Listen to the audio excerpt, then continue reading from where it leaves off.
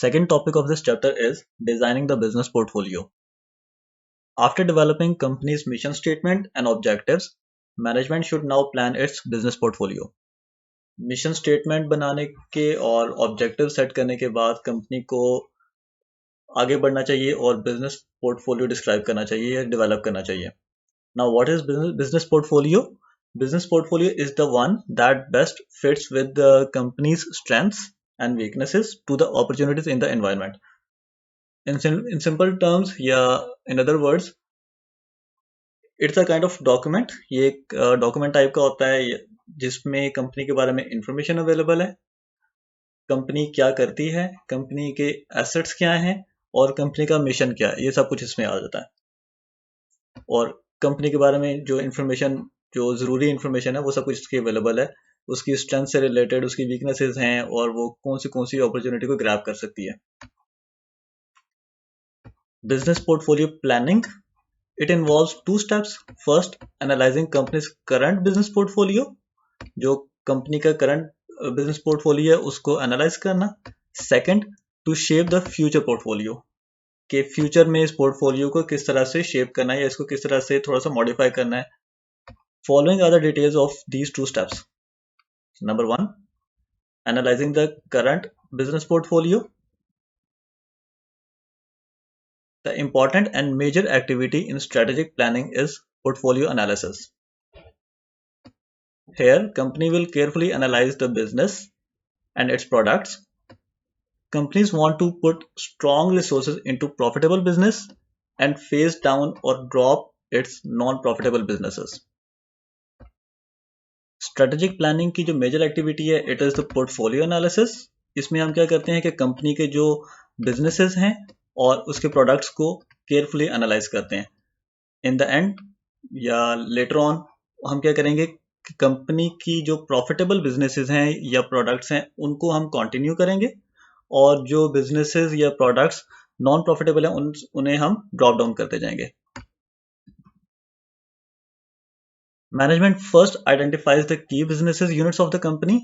सबसे पहले जो की बिजनेस यूनिट्स हैं वो आइडेंटिफाई किए जाते हैं कंपनी के, which are called as strategic business units. इनको SBUs भी कहते हैं, strategic business units. These can be a companies division, ये इसको एक कंपनी का डिवीजन भी कहा जा सकता है या फिर एक प्रोडक्ट लाइन भी हो सकती है या प्रोडक्ट और ब्रांड भी हो सकता है. 3 चीजें हैं, या डिवीजन भी हो सकती है, प्रोडक्ट लाइन भी हो सकती है या एक प्रोडक्ट और एक ब्रांड, सेपरेट ब्रांड, ये भी हो सकता है. देन जब आपने ये आइडेंटिफाई कर लिए हैं SBUs, then company analyses that which SBU needs how much support, किस डिवीजन को या किस प्रोडक्ट को या किस प्रोडक्ट लाइन को ज्यादा सपोर्ट की जरूरत है. It's good for companies to add and support products and businesses which best fits with the companies philosophy.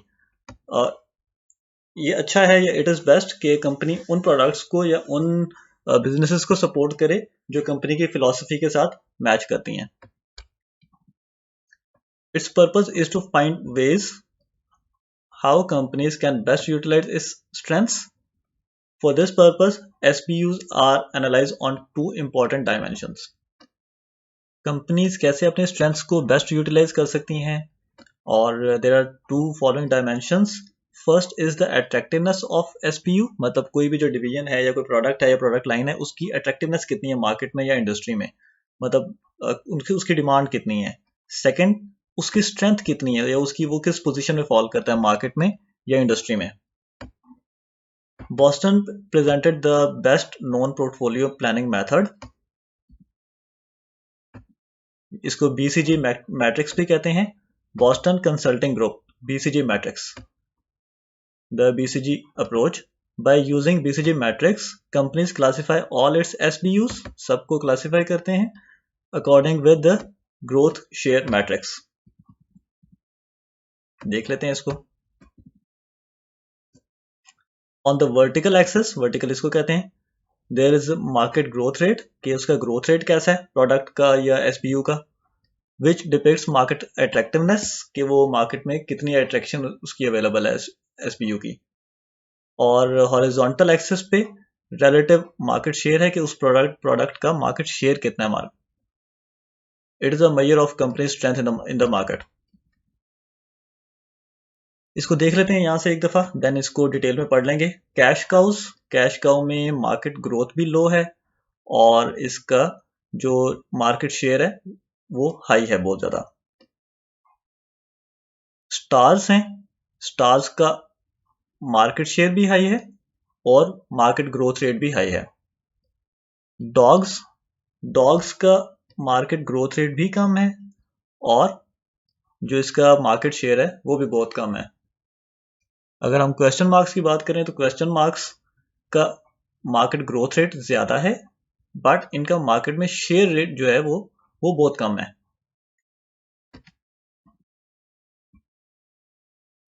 Stars, stars are the high growth and high share products और the businesses, मतलब ये वो products हैं जो highly beneficial हैं या highly profitable हैं companies के लिए। These businesses need heavy investments for their rapid growth, इनको अच्छी इन्वेस्टमेंट्स चाहिए ताकि वो जल्दी से ग्रो कर सकें। One day their growth will be slowed down and they will be turn to cash cows, मतलब ये जब ग्रो कर जाएंगे एक सर्टेन लेवल तक तो फिर ये कैश काउस में आना शुरू हो जाएंगे कि इसका जो मार्केट ग्रोथ रेट है, ग्रोथ इसकी स्लो हो जाएगी और इसकी जो, क्योंकि ये एक लेवल पे सर्टेन लेवल पे पहुंच चुकी होगी वो प्रोडक्ट, तो वो उसका जो मार्केट शेयर होगा वो ज्यादा होगा उस टाइम पे। Cash cows, these are established businesses या SBUs with low growth rate, क्योंकि वो ऑलरेडी एस्टेब्लिश हो चुकी हैं, अपना नाम बना चुकी हैं, तो उसमें अब ग्रोथ उतनी ज्यादा नहीं है लेकिन उसका मार्केट शेयर अच्छा है, मार्केट शेयर बहुत है उसका। These SBUs need very little investment, इनको इन्वेस्टमेंट कम चाहिए होती है to maintain its market share, अपना मार्केट शेयर मेंटेन करने के लिए, क्योंकि नाम उनका बना हुआ है already. Cash cows produces enough cash to pay bills and support other SPUs, मतलब ये इनफ कैश जनरेट कर देते हैं या इनफ प्रॉफिट जनरेट कर देते हैं कि ये अदर जो एसपीयूज हैं उनके भी जो बिल्स हैं या उनको भी सपोर्ट कर सकते हैं। Question marks, these are low share businesses, इनका मार्केट में शेयर बहुत कम होता है। In a high growth market, मतलब मार्केट में डिमांड है उस प्रोडक्ट की लेकिन आपकी प्रोडक्ट की अट्रैक्टिवनेस नहीं है, तो these are the question marks कि ऐसा क्यों है। मतलब एक प्रोडक्ट है जिसकी मार्केट में ज़रूरत है, कस्टमर डिमांड भी कर रहा है, लेकिन उसके बावजूद आप मार्केट की ग्रोथ अच्छी है लेकिन आपका शेयर बहुत कम है मार्केट में, आपकी प्रोडक्ट नहीं परचेज हो रही। These kind of SBUs need a lot of cash or investment to grab the market share. Managers need to think hard whether to invest in a question mark or not, या फिर इनको to make it a star or simply discontinue it, कि इनमें invest करके या इसके ऊपर effort put करके तो इसको स्टार बनाया जाए या इसको डिसकंटिन्यू कर दिया जाए। देन डॉग्स आ जाते हैं, दीज आर लो ग्रोथ, इसमें ग्रोथ भी नहीं है और low share business products, they may generate enough cash to maintain themselves, ये मुश्किल से अपना ही सिर्फ जो अपने गुजारा चला रहे होते हैं या अपने ही जब खर्चे पूरे कर रहे होते हैं, but don't promise long term sustainability, लेकिन ना इस प्रोडक्ट के ऊपर रिलाई नहीं किया जा सकता लॉन्ग टर्म, या कंपनी इसके ऊपर रिलाई नहीं कर सकती इस प्रोडक्ट के ऊपर या एसबीयू के ऊपर। एज टाइम पासिस, जैसे जैसे टाइम गुजरता जाता है, SBUs change their position, SBUs अपनी जो पोजीशन है वो चेंज करते रहते हैं। In the growth share matrix companies need to add new products and businesses in the portfolio so that one day they will become stars and then cash cows to finance other SBUs. Company को regularly अपने portfolio में businesses या products add करते रहना चाहिए ताकि वो उनको पहले इन्वेस्ट करें उसमें और उनको स्टार में कन्वर्ट करें। स्टार जब वो बन जाएंगे तो उसको ग्रोथ ज़्यादा होगी, ग्रोथ एक सर्टेन लेवल पे चली जाएगी तो वो कैश काउस बन जाएंगे, कैश काउस बनेंगे तो ये अदर एसबीयूज को भी सपोर्ट कर सकेंगे। Companies must decide what role each SBU will play in future, को क्या रोल होगा हर एसबीयू का फ्यूचर में। It can adopt one of the following 4 strategies. Build strategy हो सकती है, होल्ड स्ट्रेटजी हो सकती है, हार्वेस्ट हो सकती है या डिवेस्ट हो सकती है। It is to invest more in SBU to build it and make it a star, कि कोई भी प्रोडक्ट है या आपकी प्रोडक्ट लाइन है या कोई डिवीजन है उसमें आपने इन्वेस्ट करना है और उसको इन्वेस्ट करके उसे स्टार बनाना है या फिर उसको होल्ड करना है। It is to invest little just to hold the market share, सिर्फ इतना उसमें इन्वेस्ट करना है कि जो मार्केट शेयर ऑलरेडी उसके पास है उसको मेंटेन किया जा सके। Harvest, it is milking short term cash cow. ये कैश काउ है, आप जितना कैश इससे जितना रेवेन्यू जनरेट करवा सकते हैं वो करते जाएं बस। Then waiting for long term reward. Then sorry, it's not then, it's then, कि जितना शॉर्ट टर्म में आप उससे ले सकते हैं, कैश जनरेट कर सकते हैं या प्रॉफिट जनरेट कर सकते हैं, वो ले लें, रादर देन कि आप लॉन्ग टर्म रिवॉर्ड का वेट करें। देन डाइवर्स्ट है, it is to shut the project को ख़त्म करना है या डिसकंटिन्यू करना है इस प्रोडक्ट को या इस प्रोजेक्ट को। ये जो BCG मैट्रिक्स है इसकी प्रॉब्लम्स क्या हैं? These approaches have some following limitations. They can be time consuming, difficult and costly to implement. ये सब जो है वो टाइम कंज्यूमिंग तो ऑब्वियसली हर चीज़ होती है, हर टास्क है उसको, कोई भी अगर आपने एक्टिविटी परफॉर्म करनी है तो उसके लिए आपको टाइम तो चाहिए। Then it is difficult to identify each SBU, और कॉस्टली भी है। मैनेजमेंट में find it difficult to define SBU, even SBUs को डिफाइन करना भी थोड़ा मुश्किल है। And measure its growth rate and market share, उनका मार्केट शेयर, और उसमें आपका सम टाइम हो सकता है कि आप सही एस्टिमेट ना कर सकें उसका जो ग्रोथ रेट है। अगर आप उसको सही से एस्टिमेट नहीं कर सकते तब भी इसका मतलब है कि आपने टाइम वेस्ट किया है।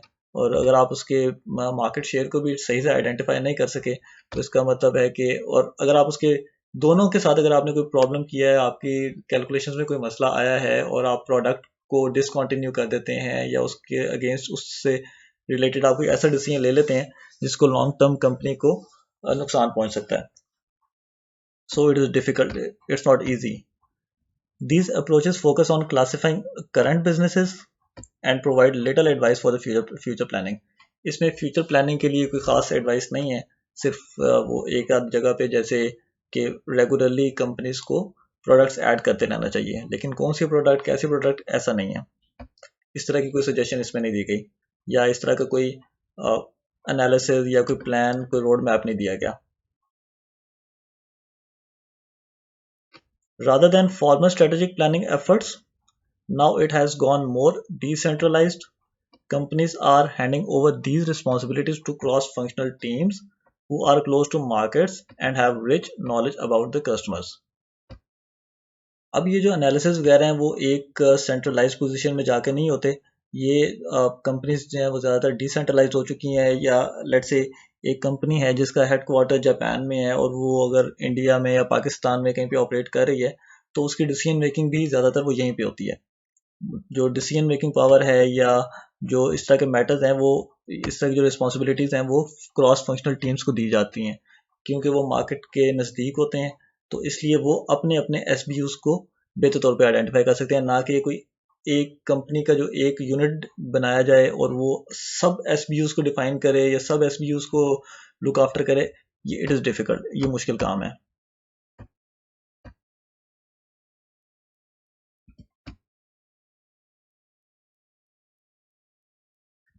Developing strategies for growth and downsizing.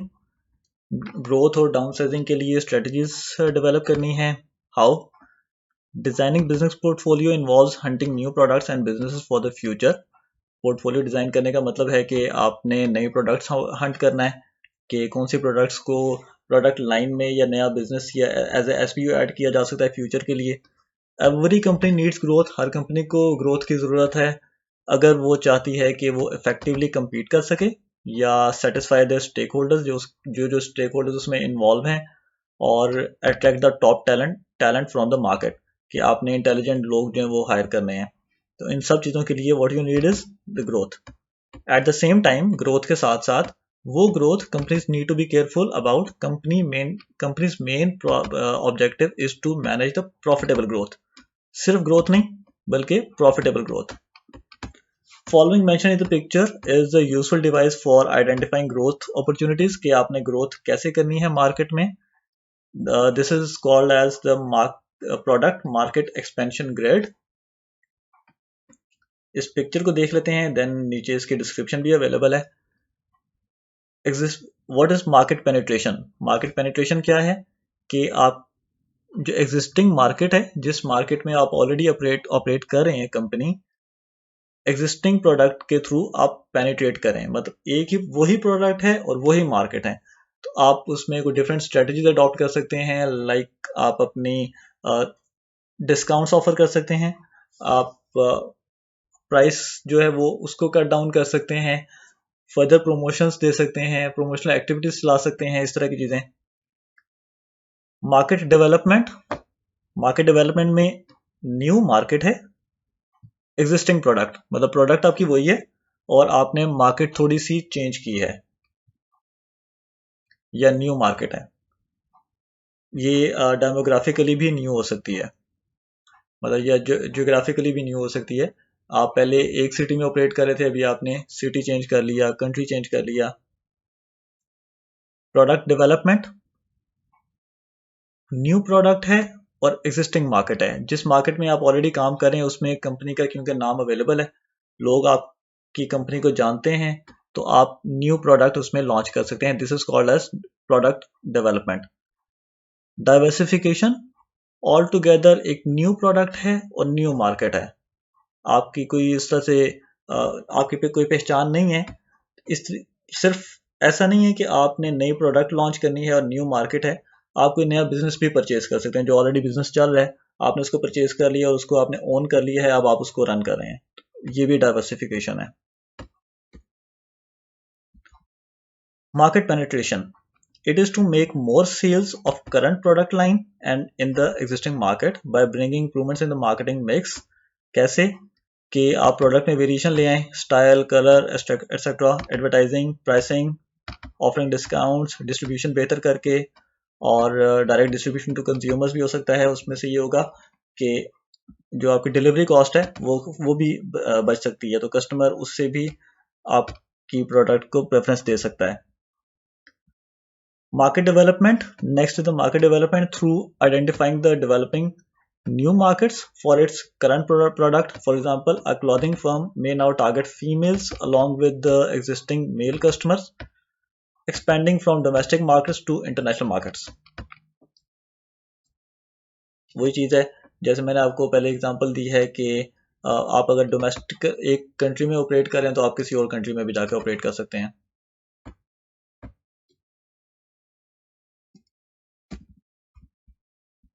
Product development example देख लेते हैं इसमें। It is to offer more customised और new products in the existing markets. जिस मार्केट में आप ऑलरेडी ऑपरेट कर रहे हैं वहाँ पे आप न्यू प्रोडक्ट्स को लॉन्च करें। जैसे Uniworth in Pakistan has added perfumes along with outfits, कपड़ों के साथ साथ उन्होंने परफ्यूम्स भी ऐड कर दिए हैं। Diversification, agro Pakistan is in the food industry, it also have the chemical plants and fertilizers, मतलब it is to start new business or buying a company or out of its current product line। मतलब आपने जो already आप एक काम कर रहे हैं उसके उससे हट के बिल्कुल ही अलग सी आपने या तो SBU कोई परचेज कर लिया है, या आपने कोई प्रोडक्ट लाइन परचेज कर ली है, प्रोडक्ट परचेज कर ली है, या एक कंपनी परचेज कर ली है जो कि आपके अपने बिजनेस से अलग है, जो आप ऑलरेडी काम कर रहे हैं, जो आपकी ऑलरेडी प्रोडक्ट है उससे अलग है। तो एक न्यू मार्केट है, न्यू प्रोडक्ट है। Companies must be prepared for downsizing, company को हर टाइम डाउनसाइजिंग के लिए तैयार रहना चाहिए। It can be due to several reasons, it can be due to the lack of experience, कि आपके पास एक्सपीरियंस नहीं था, आपने प्रोडक्ट लॉन्च कर दी, अब आप उसको सही से चला नहीं सके, तो आप उसे लॉन्ग रन तो नहीं लेके जा सकते, आपको डाउनसाइजिंग के लिए जाना पड़ेगा। या फिर नॉन प्रॉफिटेबल प्रोडक्ट्स हैं, इकोनॉमिक कंडीशंस हैं कंट्री की, या इवन अगर कंपनी की अपनी भी ख़राब है तो कंपनीज इंटरनल चेंजेस, कंपनी ने इंटरनली चेंज कर दी, मैनेजमेंट चेंज हो गई, तो उन्होंने अपने लिहाज से अपने चॉइस के लोग रखने हैं लेट से, या अगर वो चाहते हैं कि पहले 3 लोग काम कर रहे थे वहाँ पे 2 लोग काम करें, तब भी आपको डाउनसाइजिंग के लिए जाना पड़ेगा। Example, general Motors have proved sum under performing brands from its portfolio, उन्होंने अपने जो अंडर परफॉर्मिंग ब्रांड्स थे उसको अपने प्रोडक्ट लाइन से निकाल दिया है, including Oldsmobile, Saturn, Pontiac and Hummer, इनको अपने उसमें से निकाल दिए इन्होंने। So this was the second topic of the second chapter. ये नोट्स आपको अवेलेबल होंगे www.shortnotes.net पे।